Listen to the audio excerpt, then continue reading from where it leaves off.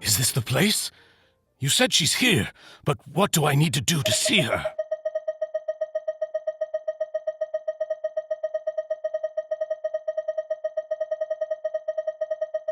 Yeah, and even Paimon could hear her after drinking that thing. Didn't you just drink a lot of it on the stage as well? Oh, in that case... Vache! Ah! Yes, that's it! So you heard it too! Vignier, it's me! It's me, Vache! Vache? Vache! I'm here! I'm here! Where are you, Vignier? I'm coming for you. I'm finally here for you. Hey, wait! Be careful! Hey, wait!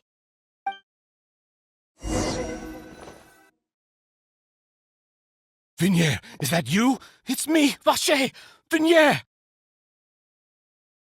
Vache? Why did you come? Didn't I say? You don't need to look for me. You look a lot older than I remember. How long has it been? It's been more than 20 years. I've suffered for over 20 years since the day you left. All this time, only the thought of bringing you back has kept me alive. Nothing else mattered to me. I must be dreaming. Who would have thought I'd get the chance to tell you all of my feelings like this? Vignier, you are my everything. I really don't know how I could live without you. But Vache, if you ask me, this world would be better off without you. What are you saying?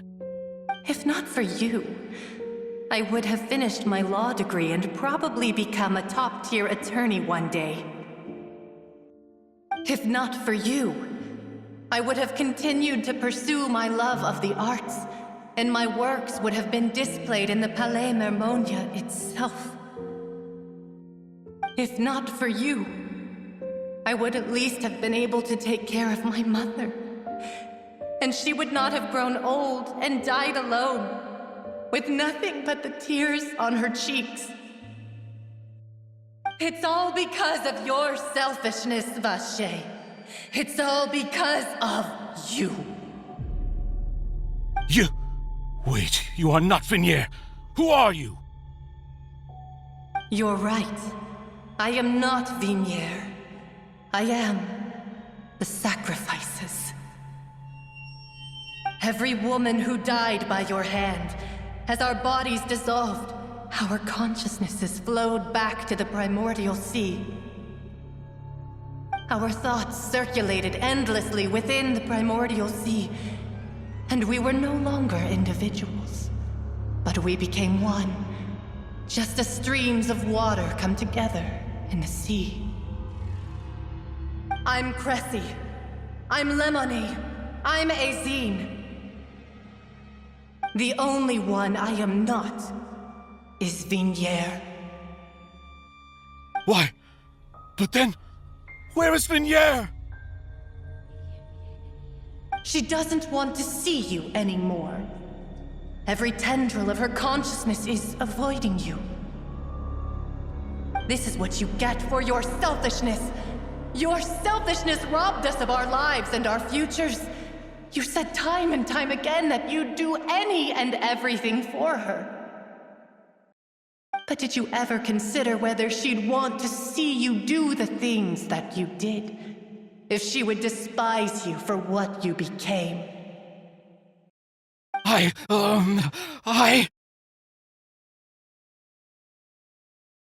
You are a liar, a heartless murderer, and a cowardly narcissist. The only thing you are not is Vigniere's beloved. From the moment your first victim died and her consciousness merged with Vigniere's, she has had nothing but pure hatred for you.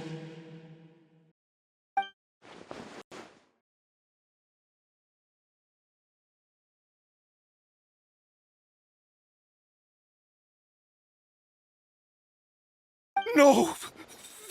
Yeah, she can't hate me. Let me see her, please. Have mercy. You still don't understand. When I said don't look for me, that came from the real Vigniere. She really doesn't want to see you anymore. But on top of that, she also said that because it's her final drop of pity for you. She said that because she knew that if you did come here, we will show no mercy to you. Vache. Vache? Vache? Vache? Vache? Vache? Drown.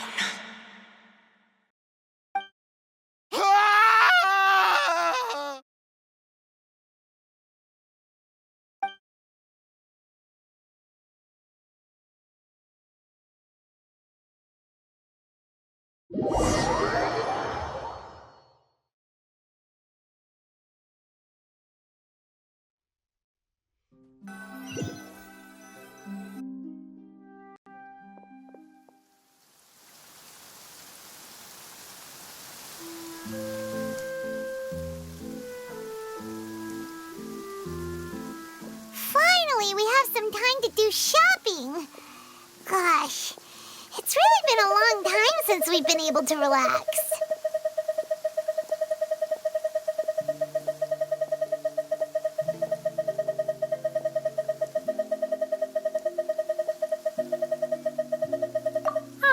Well met, partner. I knew something great was going to happen when I woke up in such a good mood today. Even this weather can't put a damper on the demoiselle's mood. It's a pleasure to see you both again. Oh, hey, Navia! It's been a few days. Paimon's already started to miss you. Oh, now that I believe. I'm easy to work with and always bring home the bacon. Who wouldn't treasure having a partner like me? Sounds like you're really enjoying life these days, Navia. What have you been busy with since the trial? It's just been one thing after the other. I've been making non-stop trips between Poisson and the courts in Sen. Everyone from Spina di Rosula organized a memorial for my father. We never held a memorial when he first died, since everyone knew that even if we held one back then, no one was going to come. This time, though, everyone in Poisson, and even many people from the court, all attended. So his name's definitely been cleared now. That's what we like to hear. It's been the dearest wish of Demoiselle all along. That blasted stubborn fool. I was right to put my faith in him. I'm so glad I didn't give up on the case all those years ago. Oh, by the way, I ran into Charlotte just after I left the memorial service. Well, maybe it'd be more accurate to say I knew she would be there, and there was no way she'd just let me go. Huh? So you know Charlotte too? The Charlotte? Journalist from the Steambird? Yeah, way back when I first became the president of the Spina di Rosula, she was all over me. Wouldn't take no for an answer. I believe the story was called The True Heart of Darkness, Secret Tales of the Yellow Rose. To be fair, though, it was a really flattering feature. So, we've been on pretty good terms ever since. She was trying to lean on our friendship to get me to do an exclusive piece on the serial disappearances case. Oh yeah, she told us about that. She's always been super interested in that case, so now her wish has finally come true too. Anyway, I told her to make sure that when she writes about you guys entering the opera house with the critical evidence, that you both sound really cool. Now that's another thing to look forward to. We trust Charlotte's skills with a pen for sure. Oh, and in other news, I also took Clarand out for a meal. Oh, are you two on better terms now? While you were investigating Vache's headquarters, Clarand gave testimony on my father's behalf. It was thanks to her that we were able to turn the tide. I wanted to thank her. I mean, there's also no point in being awkward all the time, so we took the chance to reconcile with each other. Oh, that's great. Paimon also thought Clarand wasn't actually a bad person. It's always good to have more friends. Anyway, now that the case has finally been solved, perhaps it will slowly begin to fade from the public consciousness. Oh, actually, there's still one last thing I need to do. What is it? I should pay a visit to my father's grave and tell him the truth of what happened, as well as how it all ended. And on top of that, just how much people still look up to him to this day. That includes me, too. Miss Navia. Indeed.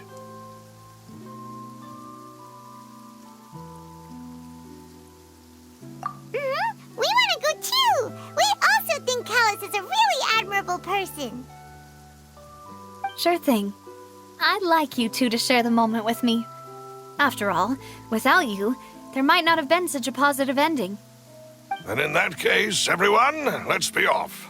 Considering the recent weather, we'll be lucky if we can reach Poisson before dark. Yeah, you're right. It's been raining non-stop for a few days now.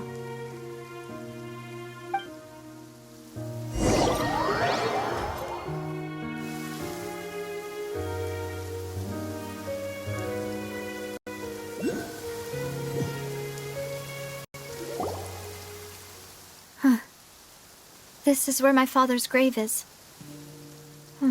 To be perfectly honest, even I haven't been back here for a long time. Huh? There's someone there already. Wait. That figure. It can't be... Isn't that Neuvillette? Why would the Chief Justice be here? Huh? Navia?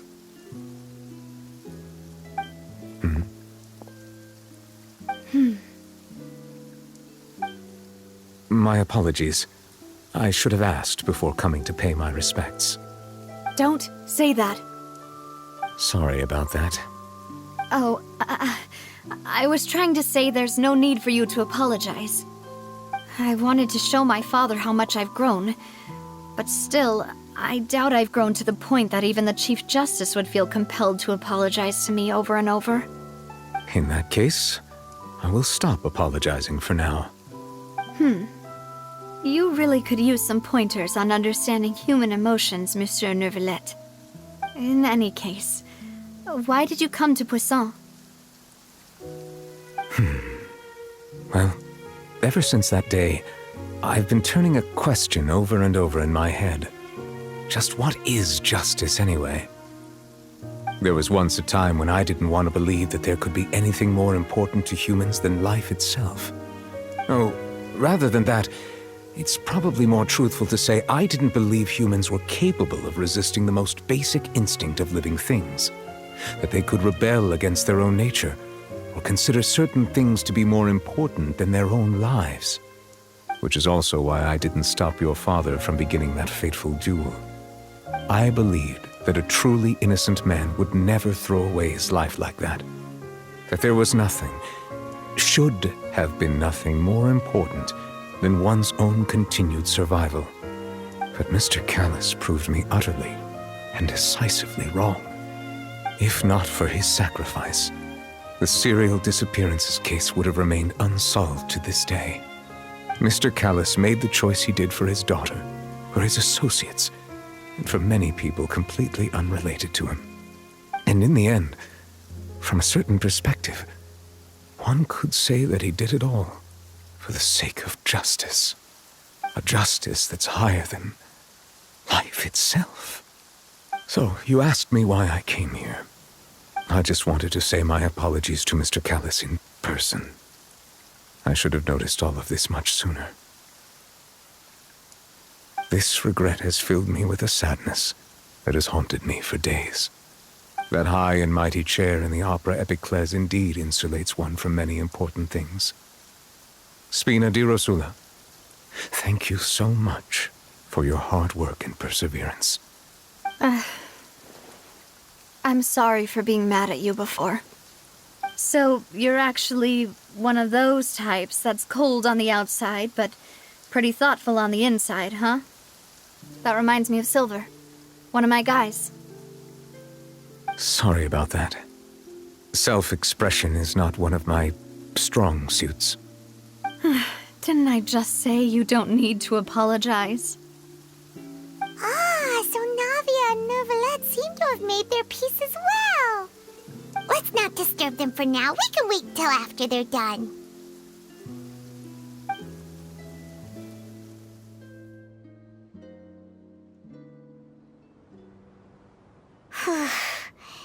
Paimon's never paid respects at someone's grave before. Did Paimon... Huh? Oh, Paimon didn't know that was a thing. But Paimon doesn't know what she would do if she can't fly. Oh no. Paimon hopes Miss Navia won't be too mad. Anyway, Novelette is still standing around there. It's not often that we can catch him alone like this, so why don't we go talk to him for a bit? If we can't talk to Lady Farina, we can at least talk to him, right?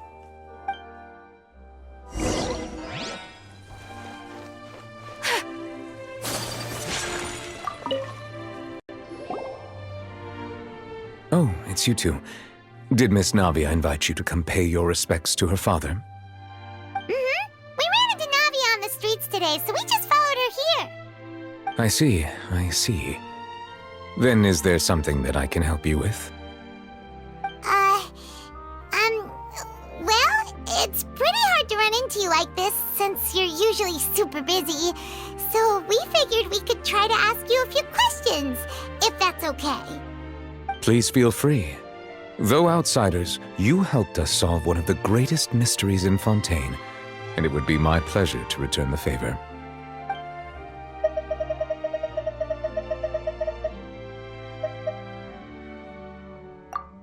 So, at court, the bad guys referred to that special water as water from the primordial sea, but what is it really? Truthfully, that name is already quite accurate.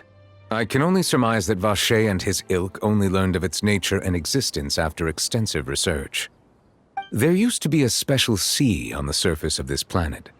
The nature of its seawater was rather different from that of the sea we know today. Most of Tevat's life forms were first born in that special sea. You could say it nurtured much of the life on this planet. Huh. So it really was where everything began. It makes sense to call it primordial then.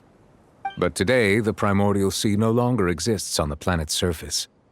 What Vacher discovered must have been some kind of special case, or a remnant from a truly ancient age. Huh. So that's how it is. Oh, you really know everything, Monsieur Novelette. But if that's the case, then why would people, at least people from Fontaine, dissolve in that kind of water? Indeed. Why would the primordial sea, which was known to engender and nurture life, suddenly reverse itself and devour life instead? To be frank, that also doesn't match my understanding of this world and its laws. There must still be some unknown secrets around the people of this land. Is there anything else you'd like to ask me about?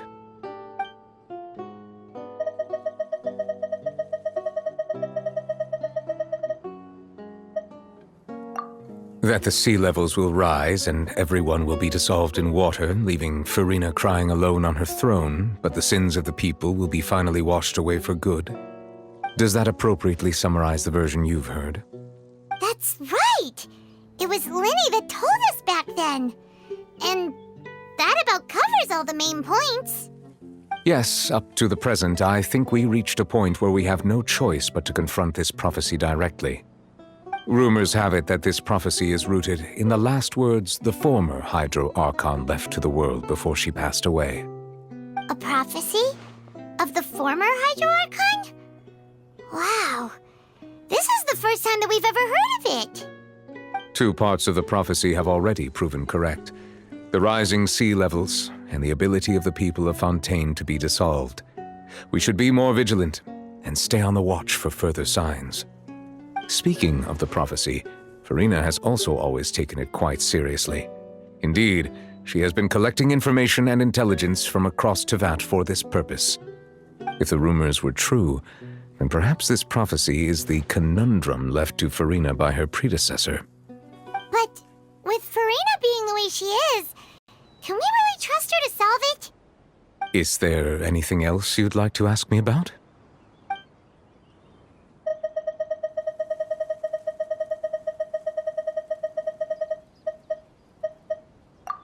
My apologies. My investigation has still not reached its conclusion.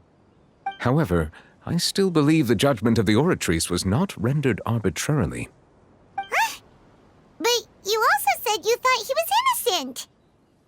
For many years, I have been quite aware that the Oratrice does not simply mechanically repeat the verdict that I give on each case. As a divinely created mechanism, the people's unified faith in the concept of justice is integrated into it.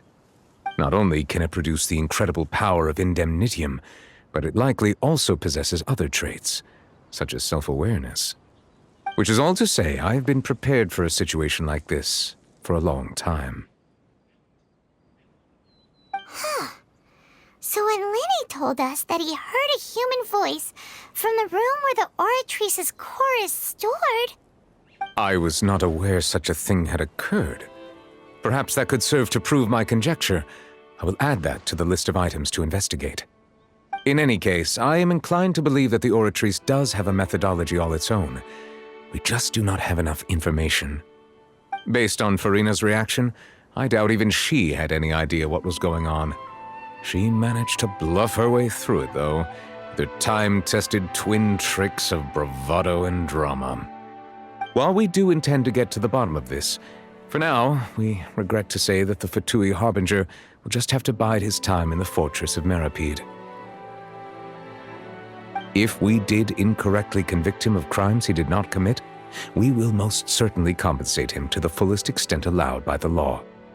If you ask Paimon, the only compensation he'll want is a no-holds-barred fight with you. Is there anything else you'd like to ask me about?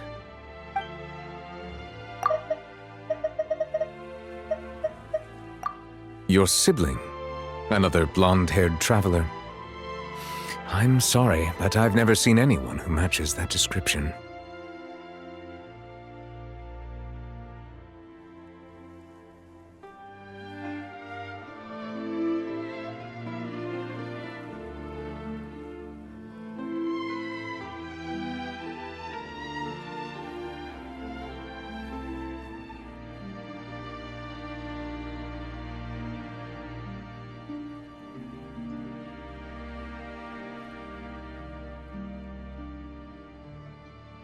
If he ever stepped foot in Fontaine, I'm sure he followed our laws to the letter and had no reason to appear on the stage of the opera Epicles.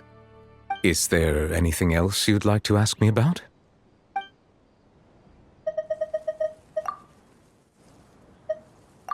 Very well. It was my honor to provide you with what answers I could. I very much enjoyed conversing with you. It will soon be time for me to leave this blissful tranquility behind and return to Palais Memornia. You really are super busy, Monsieur Neuvillette. Paimon thought you only came here to pay your respects today because you had the day off. Crime and villainy do not have the day off, and so justice must work around the clock as well. This is merely the nature of a justice's work. All right. You've got a point. Huh? Paimon just noticed that the rain has stopped.